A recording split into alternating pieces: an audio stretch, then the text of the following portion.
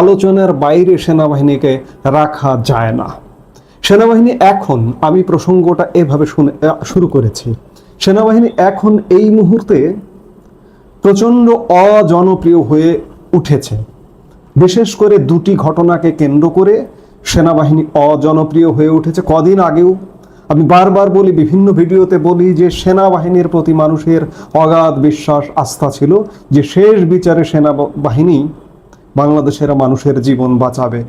মানুষ প্রত্যাশা করছিল সেনাবাহিনী জীবনটা বাঁচিয়ে দিক, সেনাপ্রধান দায়িত্ব নিক, এই প্রত্যাশাগুলো করছিল। কিন্তু এখন প্রত্যাশার পারদ নিচে নামতে নামতে নেই হয়ে যাবার জোগাড়। বিশেষ করে গোপালগঞ্জ, গত 16 জুলাই গোপালগঞ্জ ট্র্যাজেডি ঘটনা, সেনাবাহিনীর গুলিতে সাধারণ নিরীহ মানুষের মৃত্যু, এবং 21শে জুলাই বিমান ধসে, ভয়াবহ বিমান ধসে অসংখ্য আহত নিহত, এই পরিস্থিতিটা মোকাবেলা করতে গিয়ে সেনাবাহিনীর বিতর্কিত ভূমিকা, সাধারণ মানুষের উপরে লাঠি পেটার ঘটনায় সেনাবাহিনী এই মুহূর্তে জনপ্রিয়তায় একদম তলানিতে। বেশিরভাগ মানুষ মনে করছে যে সেনাবাহিনীতে একটা বাংলাদেশ বিরোধী, স্বাধীনতা বিরোধী অংশের একটা ব্যাপক প্রভাব আছে, থাকবে, এটাই স্বাভাবিক। কারণ আপনি বাংলাদেশের কনটেক্সটে চিন্তা করুন যে বাংলাদেশে 18 কোটি জনসংখ্যা। এই 18 কোটি জনসংখ্যার মধ্যে স্বাধীনতা বিরোধী, মুক্তিযুদ্ধ বিরোধী, দেশবিরোধী জনশক্তি আছে। ঠিক তেমনিভাবে আপনি সেনাবাহিনীকে যদি একটি রাষ্ট্র হিসেবে কল্পনা করেন, ধরেন নিয়মিত বাহিনীর, সেনাবাহিনীর 1,60,000 সদস্য, আর সিভিলিয়ান, সেনাবাহিনীর সিভিলিয়ান ক্যান্টনমেন্ট বোর্ড ইত্যাদি সংশ্লিষ্ট বিভিন্ন জায়গায় কাজ করে, ধরুন 2 লক্ষ জনগোষ্ঠী, সশস্ত্র বাহিনীর সব বাহিনী মিলিয়ে, সেনা, বিমান, নৌ মিলিয়ে ধরুন 2 লক্ষ জনগোষ্ঠী। এই 2 লক্ষ জনগোষ্ঠীর একটি রাষ্ট্র হিসেবে কল্পনা করুন। সেখানেও আছে দেশ বিরোধী, দেশপন্থী, স্বাধীনতা বিরোধী, স্বাধীনতাকামী, মুক্তিযুদ্ধপন্থী জনগোষ্ঠী। আজকে সামরিক বাহিনীর, সেনাবাহিনী এখন কেন বলছি, সামরিক বাহিনীর একটি বড় অংশ যারা মুক্তিযুদ্ধপন্থী, যারা বাংলাদেশপন্থী, যারা বাংলাদেশের ভালো চায়, যারা অন্যায়কে মেনে নিতে পারে না, তারা এই মুহূর্তে সংক্ষুব্ধ। সত্যিকার অর্থে তারা ফুঁসছে। এখনো পর্যন্ত আমি শুধু এটুকুই বলি যে এখনো পর্যন্ত রাগের ফুঁসে ওঠার বহিঃপ্রকাশ তারা করতে পারছে না, কিন্তু তারা সত্যিকার অর্থে ফুঁসছে।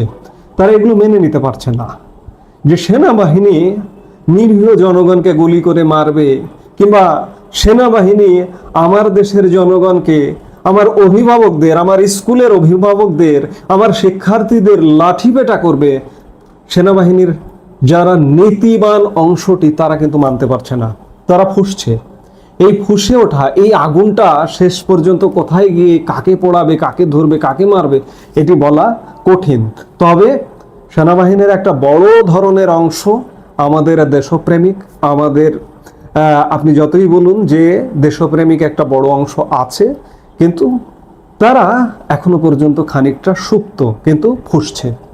সেনাবাহিনী এখন প্রসঙ্গে আরেকটি আলাপ চলে এসছে যে এই সেনাবাহিনীকে বাংলাদেশপন্থী, বাংলাদেশের ভালো চায় এমন মানুষগুলো ইতিবাচকভাবেই দেখছিল, কিন্তু যারা বাংলাদেশ বিরোধী, এই যে এই মুহূর্তে যে দেশটা দখল করেছে, সোজা কথা, সেনাবাহিনীর সহায়তায় যারা দেশটা দখল করেছে, এই তাদেরকেও আপনারা দেখেছেন বিগত 1 বছর সময়ের মধ্যে সেনাবাহিনীকে বিতর্কিত করবার নানা প্রচেষ্টা, নানা অপচেষ্টা, যে সেনাবাহিনীর মাধ্যমে বিগত আওয়ামী লীগ সরকারটির পতন ঘটিয়েছে, সেই সেনাবাহিনীটিকেই বিতর্কিত করবার নানা প্রচেষ্টা। বিদেশে বসে যারা অনলাইন অ্যাক্টিভিস্ট আছে, যারা আপনারা তাদেরকে চেনেন, আমি আর নতুন করে নাম বলছি না, তারা তো প্রতিনিয়ত সেনাবাহিনীর বিরুদ্ধে নানা রকম ষড়যন্ত্র করছে।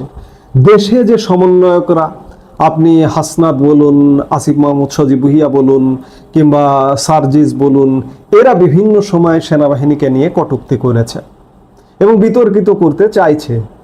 এত বিতর্কিত করবার প্রচেষ্টা, এত কটূক্তি করা, তারপরেও এদেরকেই কিন্তু শেষ বিচারে সেনাবাহিনী বাঁচিয়েছে, বাঁচিয়ে এনেছে বা বাঁচিয়ে আনছে। আপনারা গোপালগঞ্জের ঘটনা দেখলেন, তার পরবর্তী সারা বাংলাদেশে সেনাবাহিনী কিভাবে প্রোটেকশন দিয়ে পাহারা দিয়ে তাদের সমাবেশ করবার সুযোগ করে দিচ্ছে। আজকে ওরাই বিতর্কিত করছে, ওদেরকেই সেনাবাহিনী পাহারা দিচ্ছে। আজকে সমন্বয়কদের একজন, আমি এদেরকে সমন্বয়কই বলি, যদিও এখন একটি নব্য রাজনৈতিক দলের নেতা সার্জিস আলম, মুখ্য সংগঠক উত্তরাঞ্চল, আজকে দিনের প্রথম ভাগে একটি ফেসবুক পোস্ট দিয়ে সেনাবাহিনীর বেশ প্রশংসা করেছেন, সেনাপ্রধানের বেশ প্রশংসা করেছেন।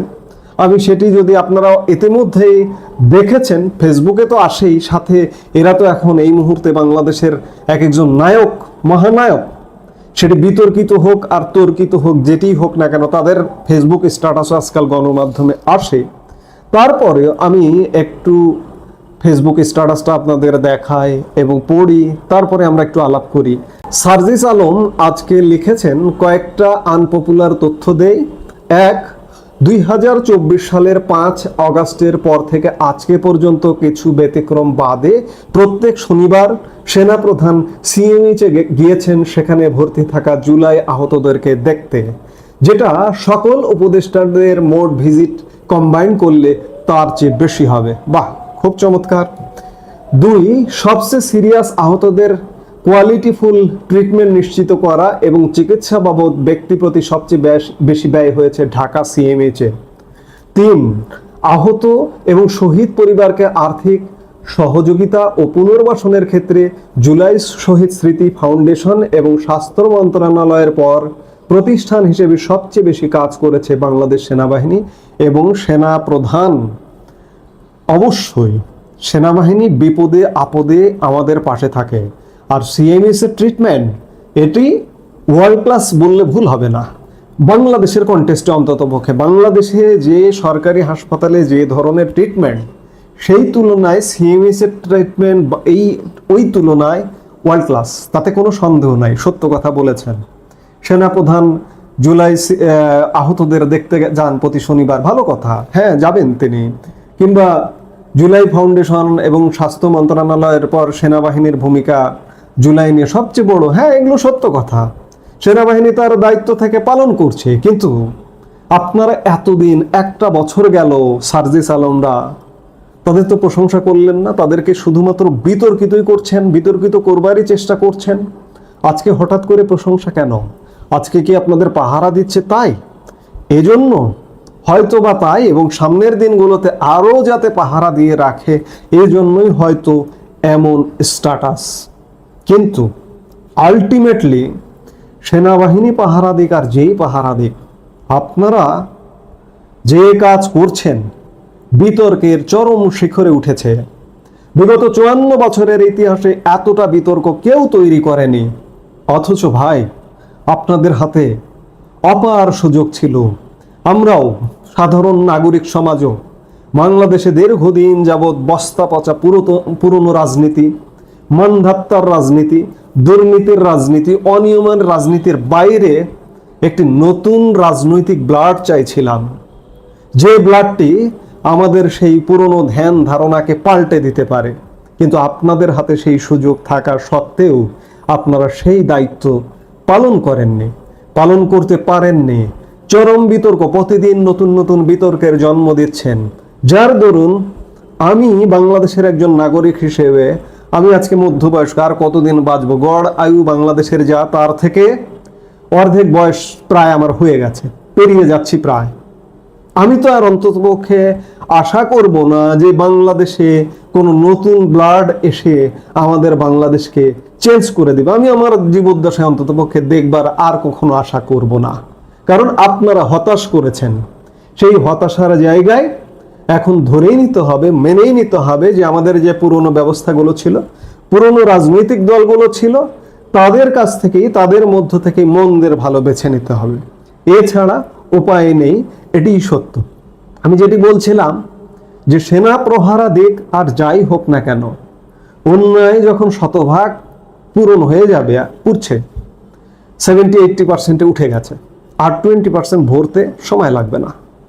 আমি খানিক আগে বললাম যে সেনাবাহিনীতেও, সশস্ত্র বাহিনীতেও মুক্তিকামী, স্বাধীনতাকামী মানুষ এখনো জীবিত আছেন। সব স্বাধীনতা বিরোধী হয়ে যায়নি, কিন্তু তারা ফুসছে। তারা ফুঁসে উঠে কিন্তু আর একটা রিভার্স ঘটনা ঘটাতে পারে। সেটা সেনাবাহিনী, সশস্ত্র বাহিনী থেকে আসতে পারে, এবং বাইরে তো ফুঁসে উঠছেই, বাইরে তো প্রেক্ষাপট তৈরি হচ্ছেই। আপনারা তৈরি করছেন, বৈশ্বিক প্রেক্ষাপট তৈরি হচ্ছে, নিজ দেশে অচল অবস্থায় সেগুলো তৈরি হচ্ছে। কাজেই